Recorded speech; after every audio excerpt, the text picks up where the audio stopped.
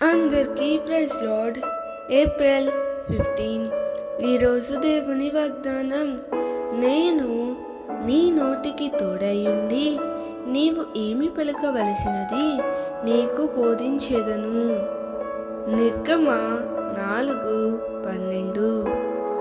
నేను మాట్లాడడానికి వాగ్దాటి లేనివాడను, నోటి మాంద్యము నాలుక మందము గల వ్యక్తిని.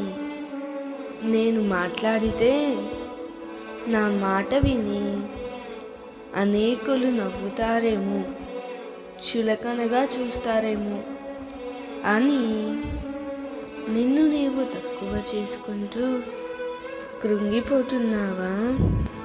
అయితే ప్రభువు నీతోనే సెలవిస్తున్నాడు, నేను నీ నోటికి తోడయ్యుండి నీవు ఏమి పలుకవలసినది నీకు బోధించెదను. నీ దేహమునకు నీ ఆత్మకే కాదు, నీ నోటికి కూడా ఆయన తోడయ్యుండి నీవు ఏమి పలుకవలసినది సమయోచితముగా ఆయనే నీకు బోధించును. ఇంకెందుకు నీవు భయపడాలి? కుటుంబంలో, సంఘంలో, సమాజంలో ఎక్కడ, ఎప్పుడు, ఎవరితో ఎలా మాట్లాడాలో సమయోచితంగా పరిశుద్ధాత్మ దేవుడే నిన్ను నడిపించును.